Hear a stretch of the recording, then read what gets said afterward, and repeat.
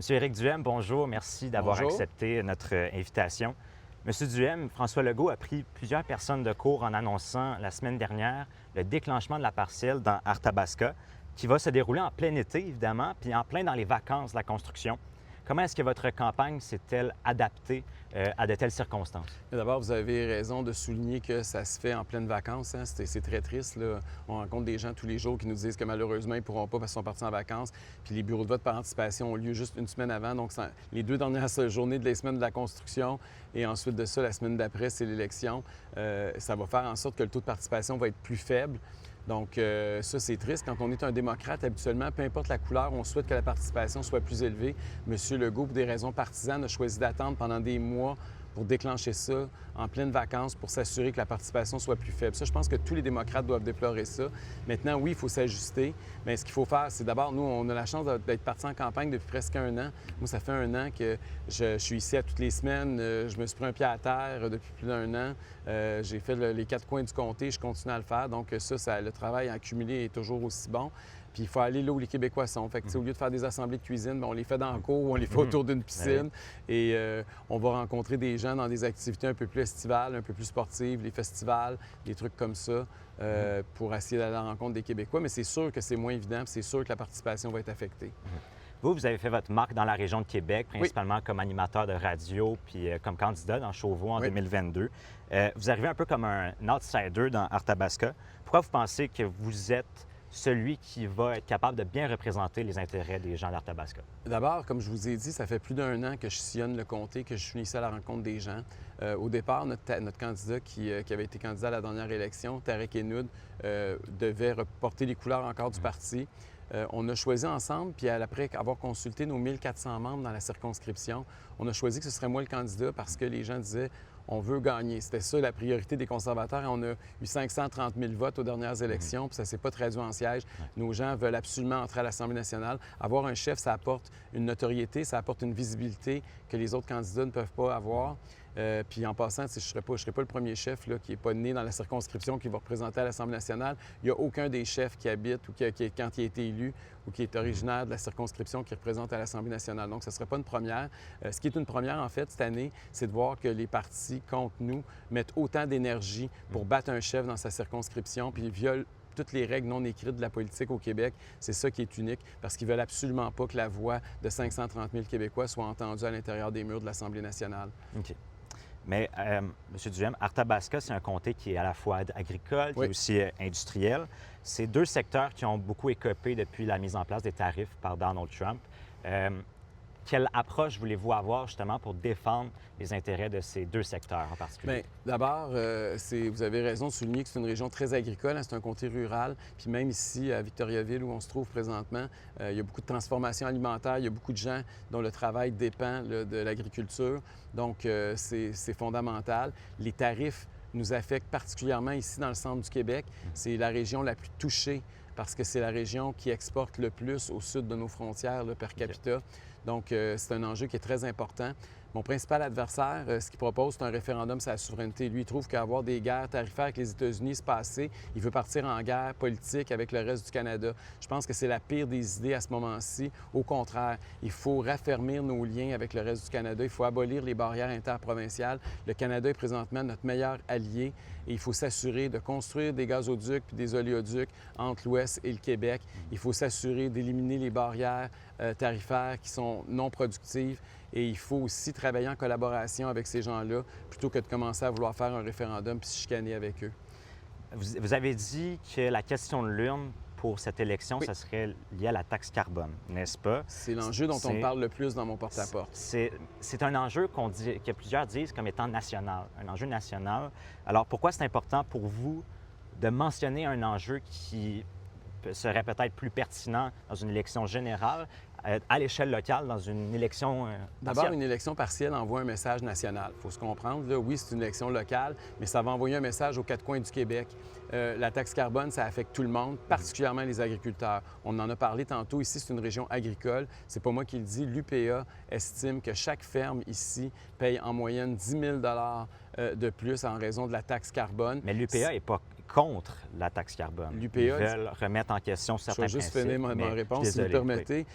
10 000 par ferme. Les autres fermiers ailleurs au Canada, là, ils payent zéro. On met une charge de 10 000 OK. Ce qu'ils font avec le 10 000 c'est une autre paire de manches, là.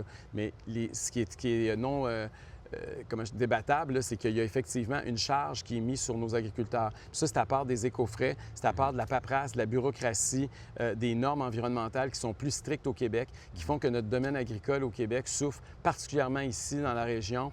Et c'est ça qu'il faut faire. Vous savez, les 4 autres chefs sont tous élus dans des circonscriptions de la grande région de Montréal. Je pense que c'est important d'avoir un chef qui provient d'un autre Québec parce que c'est pas vrai que Montréal, c'est pas tout le Québec. Là, on a besoin aussi d'avoir une voix forte pour les régions. Je comprends.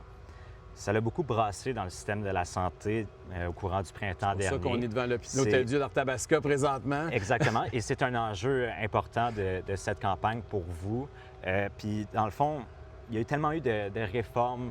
Le PL 83 qui a été adopté justement pour obliger les médecins de pratiquer au moins 5 ans dans le réseau public. On peut aussi parler de la rémunération des médecins. On peut aussi parler de la fin des agences privées. Puis ça va, je pense en octobre que ça va avoir lieu dans le centre du Québec.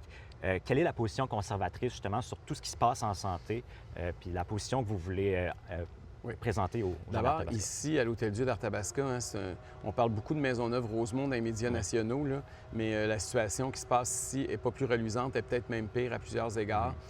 Ils ont commencé un projet d'agrandissement à l'arrière d'où on se trouve.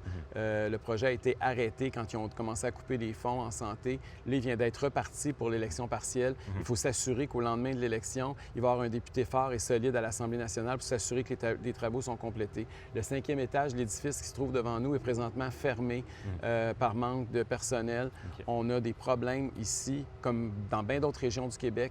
Il manque de soins. Et c'est pas un hasard, ça arrive. Vous venez d'en parler, là, on veut mettre fin aux agences. Ce gouvernement-là avait promis 2 hôpitaux privés. Je ne sais pas si vous vous rappelez de la dernière campagne électorale. Non seulement ils ont pas livré leurs promesses, mais ils sont allés à sens contraire. Hein. Ils veulent empêcher les médecins de pratiquer au privé. Ils veulent abolir les agences privées pour le personnel, notamment les infirmières. On est en train de ratatiner la possibilité d'avoir des gens qui travaillent dans ce secteur-là. Et nous, au contraire, au Parti conservateur, on veut additionner la contribution du secteur privé au Québec. On veut ajouter des soins. On veut écouter les patients. Et malheureusement, on a un gouvernement aujourd'hui qui est complètement déconnecté de cette réalité-là. Alors que ce qui est décevant, c'est qu'il avait promis le contraire. Il parlait comme des conservateurs lors de l'élection, puis aujourd'hui, il gouverne comme des péquistes. Monsieur Duhem, vous voulez briser plusieurs consensus au Québec, Oui. par exemple, ce qui est lié à l'exploitation des hydrocarbures. Vous voulez aussi remettre en question certains aspects de l'État-providence, qu'on a peut-être été trop généreux avec les Québécois. Comment vous envisagez parler de ces débats sur la place locale ou nationale dans un contexte qui est un peu plus corrosif au niveau politique? Bien, d'abord, Présentement. c'est pas normal que l'Assemblée nationale soit unanime sur des questions qui divisent les Québécois. C'est pas normal que 58 ou 56 des Québécois qui sont contre la taxe carbone n'aient pas un seul député sur 125 pour parler en leur nom. Puis que 100 des députés votent avec le 26 des gens qui sont pour la taxe carbone. C'est pas normal que les députés soient tous contre l'exploitation du gaz naturel. On est ici dans une région où il y a la plus grosse réserve de gaz naturel non exploité au monde. On importe 100 du gaz naturel qu'on consomme, puis il n'y a pas un député à l'Assemblée nationale qui dit que ça serait une bonne idée de l'exploiter plutôt que de l'importer. Donc, je pense que c'est des faux consensus, c'est des consensus entre 4 partis qui s'entendent comme larron en foire, mais qui ne représentent pas une partie importante des Québécois. La démocratie, c'est d'avoir toutes les voix entendues, puis c'est pour ça que c'est important que le Parti conservateur se fasse entendre à l'Assemblée nationale dès le 11 août prochain. Je vais vous parler comme chef du Parti Oui. conservateur. Vous savez, les jeunes soutiennent de plus en plus la cause conservatrice, autant au provincial qu'au fédéral. Ils sont sympathiques à la cause, mais ça ne se traduit pas nécessairement en vote pour la suite. Comment est-ce que, selon vous, on peut rendre la politique plus attrayante pour les jeunes? Vous avez raison de le souligner, hein, le Parti conservateur est de plus en plus un parti jeune. Si l'élection ici était décidée par les gens de 55 ans et moins, je serais élu par 23 à 25 d'avance, alors que c'est exactement le contraire chez les aînés. Donc, c'est devenu un peu un débat de génération. Et le défi pour nous, c'est de faire sortir le vote parce qu'on le sait, les jeunes participent moins lors des élections que les aînés, alors que c'est de l'avenir dont il est question. Et pour nous, c'est important que les jeunes aillent voter. Donc, tous nos efforts dans l'actuelle campagne sont pour identifier les gens qui nous appuient puis s'assurer que ces jeunes-là vont aller voter le 11 août prochain. C'est ça qui est le défi organisationnel du parti à l'heure actuelle. Les jeunes ont plus ou moins de place dans le Parti conservateur si on compare à d'autres partis qui ont des ailes jeunesse. Vous n'en avez pas. Non. Est-ce qu'il y a une raison particulière Oui, derrière ça? parce qu'un membre, qui soit jeune ou pas, c'est un membre à part entière. On n'a pas une garderie à l'intérieur du parti. Pour nous, tout le monde est égal. Vous savez que la discrimination positive au Parti conservateur, on ne croit pas à ça. Puis l'autre affaire, c'est que, très honnêtement, on a tellement de jeunes que si on avait une aile jeunesse, ça serait peut-être plus grosse que le parti. Donc, je pense pas qu'on a besoin. Puis souvent, les partis font ça pour avoir des jeunes parce qu'ils n'en ont pas. Nous autres, c'est pas notre problème. Peut-être falloir qu'on crée une section pour les aînés parce qu'on a plus de difficultés chez les personnes beaucoup plus âgées.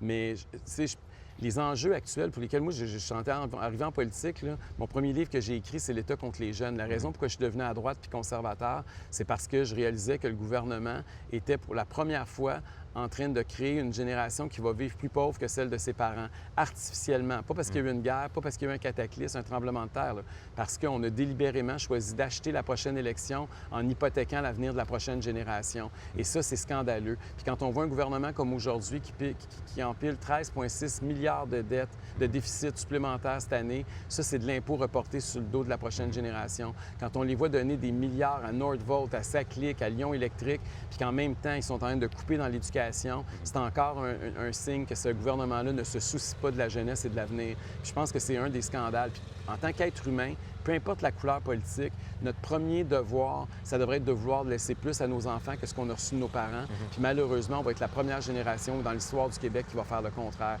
Et ne serait-ce que pour ça, je pense que c'est une bonne raison de voter conservateur. Puis c'est ce qui probablement explique pourquoi on est aussi populaire auprès des jeunes. On connaît votre engouement pour les enjeux de la région de Québec, Oui. notamment ce qui a trait à la mobilité puis au troisième lien entre Québec et Lévis.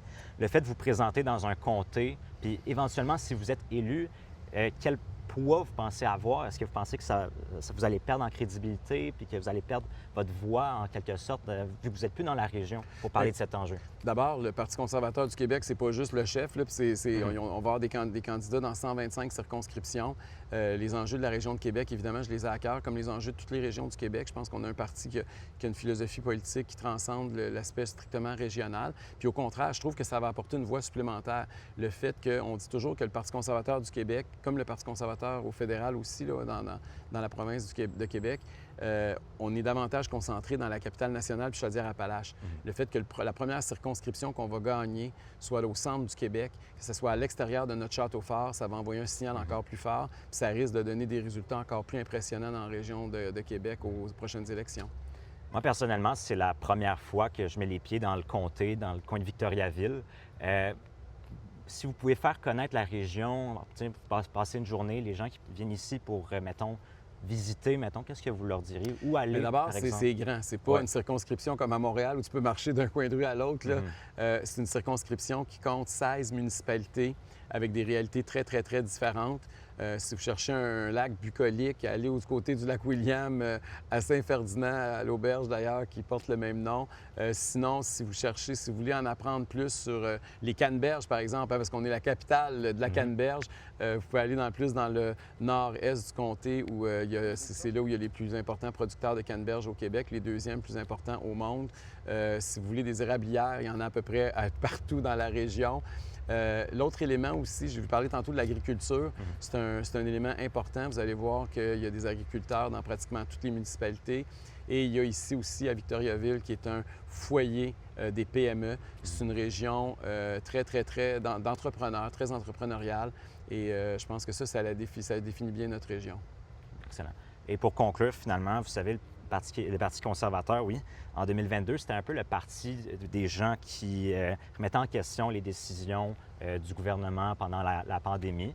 Quelle approche on peut s'attendre justement du Parti conservateur du Québec pour les élections de 2026?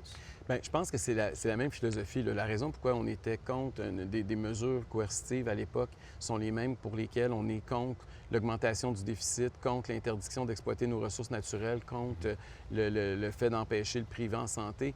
C'est un parti qui croit fondamentalement aux libertés individuelles, aux droits civiques, et ça ne change pas, et à la démocratie. C'est ça l'ADN des conservateurs, puis ça va continuer à l'être dans la prochaine élection. C'est sûr que les enjeux changent parce que, évidemment, ce qui se passe dans la société change. Aujourd'hui, on parle d'une guerre tarifaire avec les Américains, il faut se positionner sur de nouveaux enjeux, mais l'ADN, au niveau idéologique du parti, reste le même.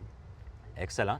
Eh bien, il reste, comme on en parlait avant l'entrevue, il reste 4 semaines. Il reste Oui, beaucoup de temps. 27 jours. 27 jours. Donc, merci beaucoup d'avoir accepté notre Ça me fait invitation. plaisir. Je vous souhaite une bonne fin de campagne puis bonne chance pour la Merci suite. beaucoup à vous. Merci beaucoup. Au revoir.